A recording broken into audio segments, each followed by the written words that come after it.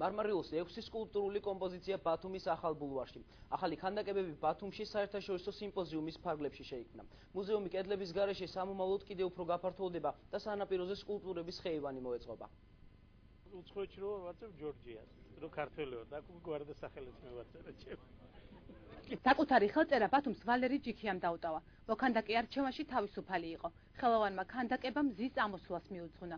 ბულვარში მოსეერნე და სანაპიროზე მყოფი ადამიანი სხვადასხვა მხრიდან მასში მზის ამოსვლასა და ჩასვლას ერთდროულად დაინახავს. მაქსიმალიზმით გადავწყვიტე, რომ აბსოლუტურად სიღრმეები გამეკეთებინა ის, რომ ისე შესულიყო შიგნით. ეს თვითონ ეს ღრუბლის ეს ვარიანტია, ღრუბლებს არ დამსგავსებოდა, მაგრამ გაჭიმული ენერგეტიკული ფორმა ყოფილიყო და მზის შესვლის მერე გარდა აქტიური გამხდარიყო ეს ყველაფერი და ყოფილიყო კონტრასტი.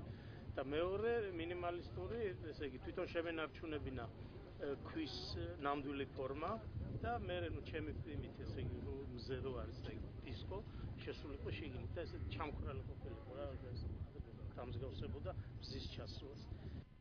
ხელოვანის იდეა 20 დღიანი მუშაობის შემდეგ საბოლოოდ მზის ჩასვლას დაემსგავსა. მოქანდაკის ჩანაფიქრი სიმბოლურად ბათუმს უკავშირდებოდა.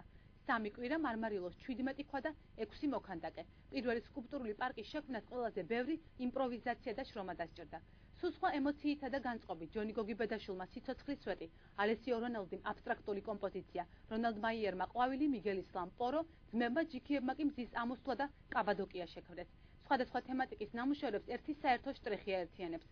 ეს არის ხელოვანების მოტივი. ზღვისპირა ქალაქისთვის დამახასიათებელი დეტალებით შეექმნათ სკულპტურული პარკი. ჩემი სკულპტურის სახელწოდება შავ ზღვას უკავშირდება. საერთოდ ზღვა ხშირად არის ჩემი ნამუშევრების შთაგონების წყარო. ბათუმში პირველად ვარ, ქართული კულტურა ახლოსაა ჩემს კულტურასთან. წლების წინ ორივეს ერთი სახელწოდება იბერია ჰქონდა. ჩემი სკულპტურების შექმნა ყოველთვის იწყება იმ ხალხის სულისკვეთების შესწავლით, სადაც ვარ. მათთან საუბრის გარეშე მუშაობას არ ვიწყებ. ესპანელი მიგელ ისლამთვის ბათუმის საერთაშორისო პლენერი რიგით 62 სიმპოზიუმია. ევროპული ქვეყნებისა და არაბული სახელმწიფოების შემდეგ ცნობილი მოქანდაკე საქართველოში გერმანელი და იტალიელი კოლეგების მსგავსად პირველად ჩამოვიდა. უცხოელი და ქართველი სკულპტორები საქართველოს ხვალდატოვებენ. ბათუმში კი მათი არტ გალერეა რჩება. ის ბოლო 3 კვირა, რომელიც მე ბათუმში გავატარე, საუკეთესო იყო. მე გერმანიაში ვცხოვრობ მთებთან ახლოს. როცა ამ მთებს ვუყურებ, თავის სახლში მგონია. თუმცა აქ არის ულამაზესი და ძალიან საინტერესო ზღვის სანაპიროც.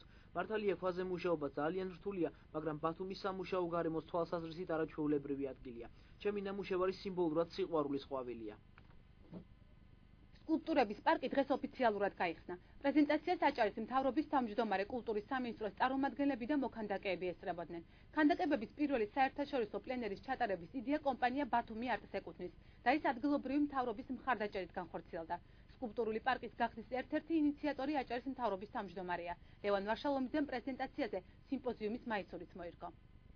პირველი ყოველთვის რთულია, პირველი წამოწყება მართლა ქანდაკებების პირველი სიმპოზიუმი, პირველი ფესტივალი, რომელიც ბათუმმა მიიღო და მართლაც ბათუმმა მიიღო 6 ულამაზესი ქანდაკება. ბათუმმა მიიღო ის, რომ ამ 6-ში 3 უცხოელისა და 3 ქართველისა. უფრო მეტად მართლაც გვიხარია, რომ ყველას გახსოვს, რომ მეც პირადად ვიყავი ზუსტად ერთი თვის წინ ართვინში და ზუსტად ჯიქიები, რომელიც აქ მონაწილეობდნენ ართვინის გუბერნიაში 40 მეტრიან ათათურქის უდიდეს ქანდაკებას აკეთებდნენ, მაგრამ ეს ბიჭები, ეს ხალხი უბრალოდ დაბრუნდა. და ჩვენი მიზანიც ის არის, რომ არა მარტო უცხოელები, პირველ რიგში ქართველები დაუბრუნოთ, ის მოქანდაკეები და ჩვენი ქალაქი გაამდიდრონ და გაალამაზონ.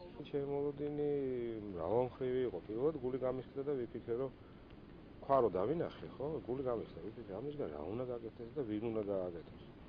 მერე მოვიდნენ საერთოდ არ მოიგინეთ დევები კაცები და დაუწყეს ომი ამ ქვებს. ერთმა მითხრა თავიდან შემეშინდაო მეცო, მაგრამ მე ესე თქვათ იმითი ავიყვანეო, რაში შევაშინე ქვებიო და მოკლედ მაგრა ევაშკაცეს, ძალიან მაგრა ევაშკაცეს და ძალიან კარგად იმუშავეს. სკულპტურული კომპოზიციები ბათუმის ახალ ბულვარში რჩება და ის ზღვისპირა პარკის სხვადასხვა ნაწილში განთავსდება. მუზეუმი კედლების გარეშე კი სამომავლოდ კიდევ უფრო გაფართოვდება. სანაპიროზე სკულპტურების ხეივანის მოწყობა მომავალ წელსაც გაგრძელდება და მასში ათეულობით მოქანდაკე ჩაერთვება.